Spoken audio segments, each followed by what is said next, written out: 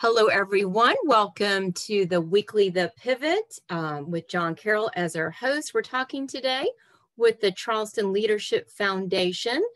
It's a beautiful day today on this Tuesday, and I hope that everyone has had a good week so far. So far, it's obviously been a short week. It's definitely a little bit chillier today. Do you agree with that, John?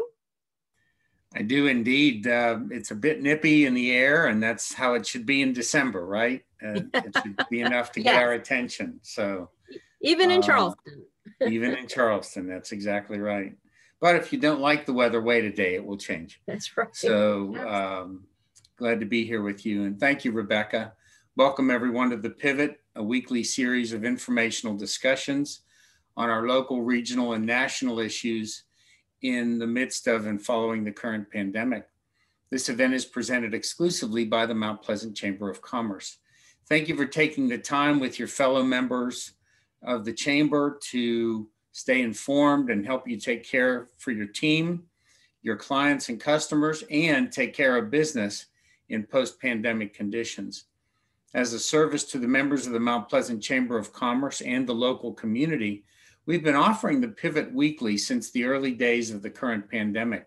Our guest on today's edition of the Pivot has had to flex and pivot to keep an annual tradition of putting on an annual prayer breakfast that has had as many as 1,300 people in a room for an early morning event. Our guest today on the Pivot is Kathryn Krogh, Executive Director of the Charleston Leadership Foundation. Kathryn is a graphic designer by training, having created everything from watercolor and acrylic painting to stained glass and children's book illustration. She is the owner of Crowe Design, a graphic design company serving clients since 1994. Kathryn has a Bachelor of Fine Arts degree from the University of Georgia in Athens and has done extensive work for the Kiowa Island Resort and the Anglican Diocese of South Carolina. Kathryn, welcome to the Pivot.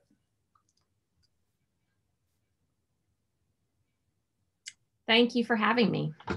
So glad to have you. Kathryn, to say the least, it's been an interesting 2020, hasn't it? Let's talk first about the annual event for which the Leadership Foundation is best known, the annual Charleston Leadership Prayer Breakfast. This year's was the 19th annual event. It's always a 12-month effort starting shortly after the prior year's breakfast to put on the breakfast each year. You're always working to improve the event from year to year, but the changes this year resulting from the pandemic were significant. Talk about the journey from the beginning of the pandemic to and through this year's event with the changes that made the event possible. Well, like many other events, we had to decide whether we were going to have the event or not. And in the early days in March, there were so many questions that were unanswered that there was no way to tell. So it was really a wait and see kind of thing. We usually have an event in May that we announce the speaker and have all of our sponsors and table leaders for a breakfast. So that was the first thing that was canceled. Actually, before that, a golf tournament was canceled. So we just were like looking to see what other people were doing, listening to the news, trying to figure out how we could have the prayer breakfast.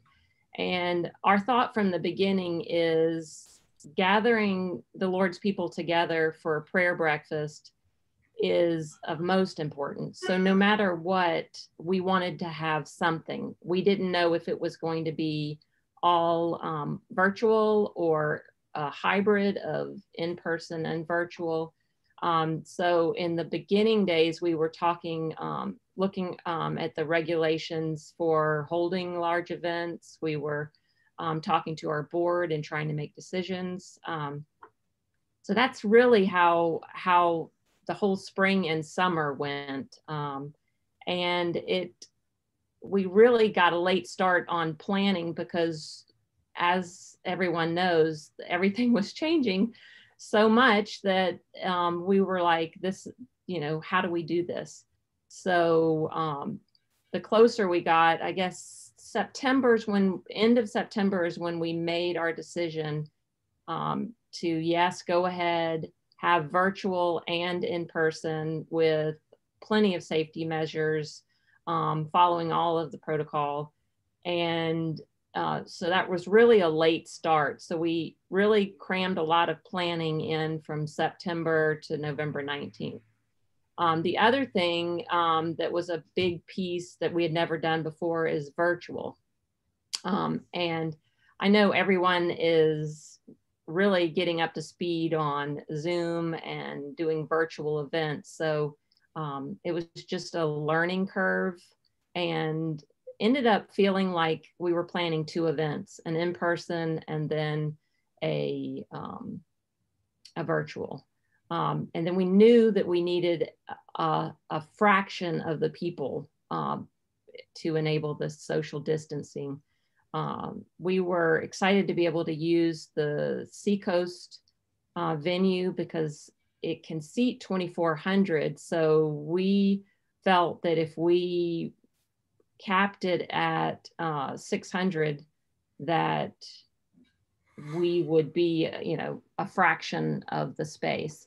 So we ended up having 400 sign up and then around 300 attend in person.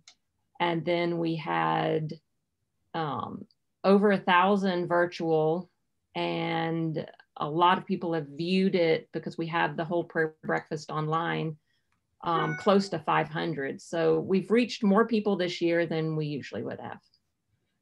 And happily so, I'm sure.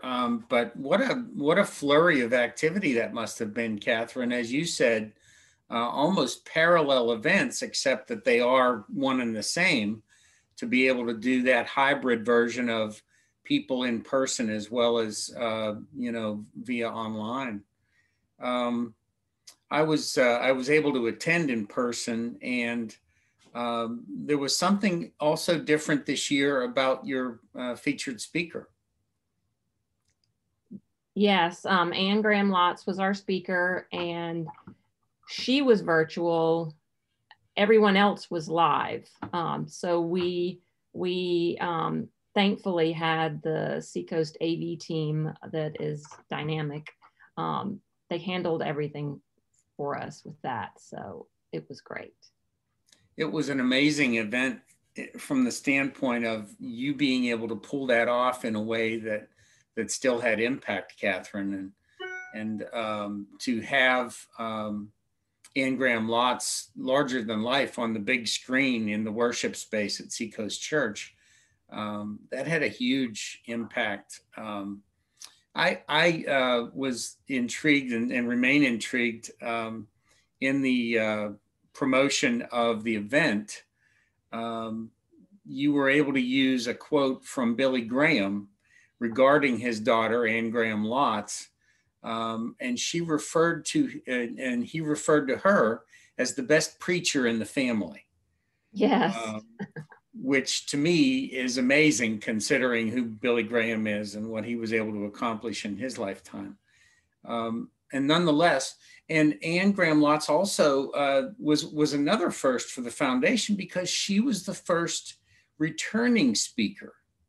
Yes, she came in 2006 and then again this year. And in the video, she said she wants to come back so she can actually hug and talk to people because that's one of her favorite things when she comes to speak. What she loves to do. And she surely delivered a powerful message. She really, really did. And, for those of us who felt safe enough to go, it really was heartwarming to be in person with some people that you would normally see at the prayer breakfasts. I was very grateful for the opportunity to do that. So and it was thank you very different with us not being able to have the fellowship time. We had so many rules in place to keep everyone safe that we hope next year we'll have the fellowship time again and to be able to be more of a community together. It really does make a difference when you're around table, doesn't it? But nonetheless, it was wonderful to be able to experience the event. So there's more to it than meets the eye. By the time everybody attends the prayer breakfast virtually this year or in person, there are an awful lot of things going on behind the scenes, Kathryn. Talk a little bit about the volunteer effort. Talk a little bit about sponsors and all the things that come together to make the prayer breakfast possible. There are a lot of moving pieces, and it really starts after the prayer breakfast. There's a lot of follow-up. We have a response card, so we follow up with all of the people that responded. We have volunteers that we line up months ahead. We have team leaders over the different areas. We have volunteers that are on site. We have volunteers that help the night before. We have volunteers that help with things in advance that come, they come to our office and help. This year we mailed 45 books out, 5 Bibles and 40 books out to, we had a drawing of everyone that filled out a response card. We have a prayer team that prays and fasts. For this year, we did it for 6 or 7 weeks where we all joined together in prayer every Monday from wherever we are by just praying together, not actually together. And that leads up to the prayer breakfast. That's a team of over 100 people that are on that. And we have a prayer team that are like the lead prayer intercessors, and they help with sending out the emails, and they pray over the space the night before. We have a registration volunteer team that helped plan out where everyone was going to sit, which this year it was row seating in every other row and like two seats between every person. And it was a lot of planning. And so without the team of volunteers that we have and without our board, it would be impossible to put this on, for sure. Right. And the great opportunity, I think, for people who are maybe just now learning about the prayer breakfast is that they can attend virtually because that's still available. You mentioned it earlier. Right. It's if you go to our website, which is clf1670.org, and scroll down, there's a couple of places on there where you can find the video. But it's a Vimeo video, so anyone can view it anywhere. And it was a powerful message from her for our city. And so people not only could attend live for the virtual event, but they can go back at any time and review or share that with their friends. Exactly. And it was an overwhelming response on the response cards about us offering the virtual again. So we're going to try to keep that a part of the prayer breakfast. The platform that we set it up on is something we can use every year. So we're excited about really offering this to people so a wider audience can view it. Fantastic. Kathryn, while the Leadership Foundation, the Charleston Leadership Foundation, is best known for the annual prayer breakfast, there are other initiatives under the foundation's umbrella. Let's start by talking about the Clf Associates Program. Tell us how that came to be and where it is today, if you will. It started, we were in our 4th year this year. So what we decided to do, we had so many people asking us what nonprofits that they should support in the city. And we felt it would be beneficial for us to vet out these nonprofits and look at their financials, see if they're solid, just really do a little bit of investigating. And then it's a win-win for us and being able to promote them. And then for them, they get a lot of viewing. Our audience sees them, and we promote them through social media and different things. So it's a way to help nonprofits around Charleston to just lift them up and let them be heard. And so, go ahead, I'm sorry. Oh, I was going to add that we have 12 of them now. So we've added 3 each year. And so it's getting to be quite a number. It is indeed. Would you mind mentioning a few? Be a Mentor, Low Country Orphan Relief, Alpha, Drawing Near to God, Low Country Pregnancy Center, Tri-County Family Ministries, Metanoia. I think you just keep going. So we're thrilled with what these organizations are doing locally, and would love for y'all to go to our website and check out the associates so you can support them. Fantastic. Thanks, Kathryn. The Leadership Foundation also enjoys a great relationship with the Post and Courier newspaper here in Charleston. Talk about how that has grown and the foundation's current involvement with the Good Cheer Fund. Okay. We're going into our 3rd year. We're in the midst of our 3rd year of helping with the Good Cheer Fund. We are a charitable organization that helps distribute to people in need during the holidays. So as many of you have probably seen in the paper every day, there's a Good Cheer story highlighting what needs are being met. And what we do is the money that's given to Post and Courier, they give that out to 7 agencies, us included. And then we are on the ground taking care of the needs of people that have requested help. And it's mostly people coming to us asking for help for other people. There are a lot of single moms that need help. There are, one story is a grandmother that has raised her kids and has no kids at home, but she's at home, and all of the neighborhood kids come over to her house after school because the parents are working, and she had holes in her floor, holes in her roof, different things were going on in her house, and it wasn't really safe for her or the kids. So we were able to help with that.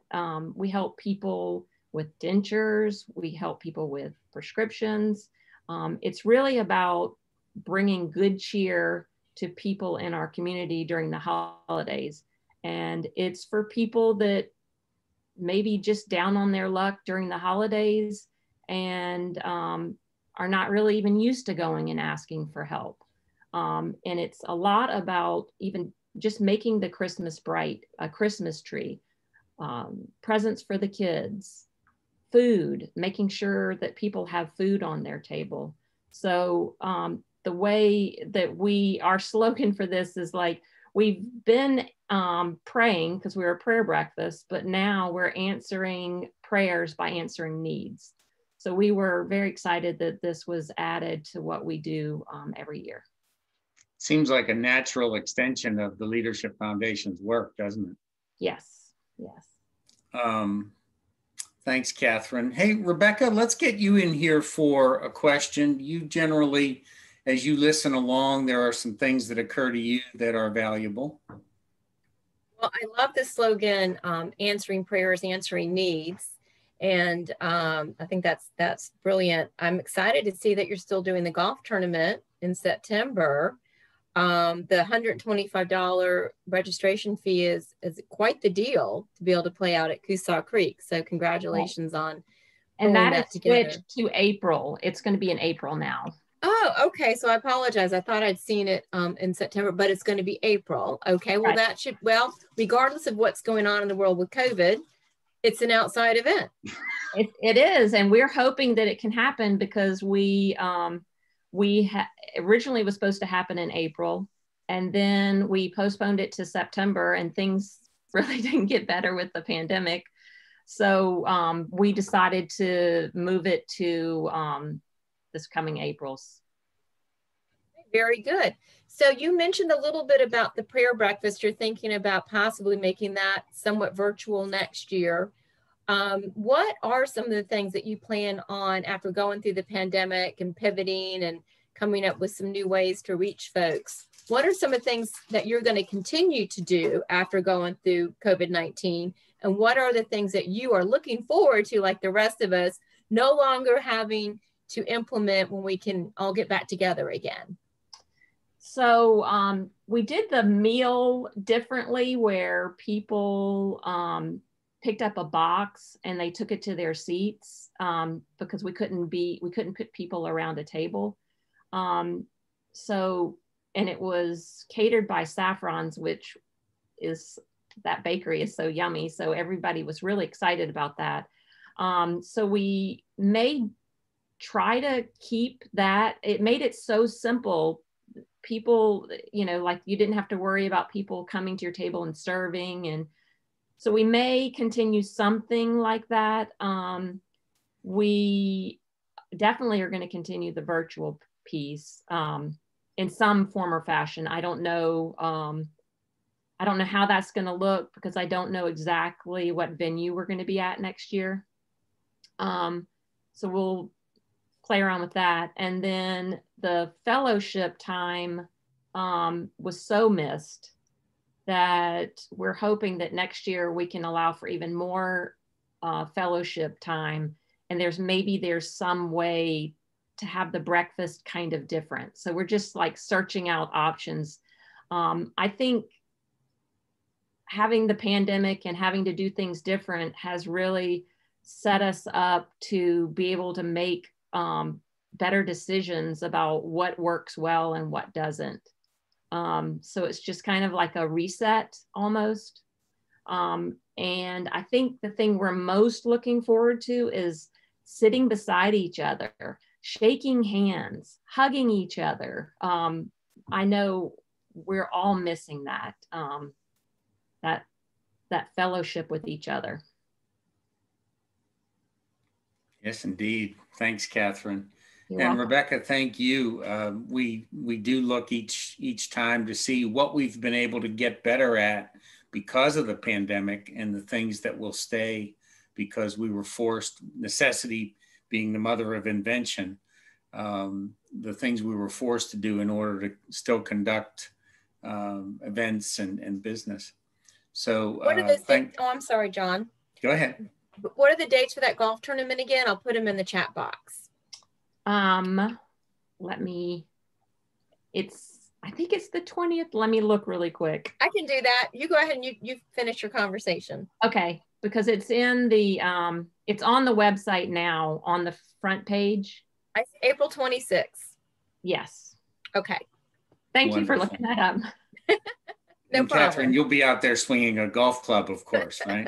I'm not a golfer, but I will be out there helping. But you are, John. I play at it, yes. So I won't miss that. I've been looking forward to it now with each of the reschedules. So Rebecca, thank you. Kathryn, how about a final thought and where someone can contact you and the Charleston Leadership Foundation? I've enjoyed being with you all today, and I hope you've learned a little bit about how the Charleston Leadership Foundation has managed to keep going through the pandemic.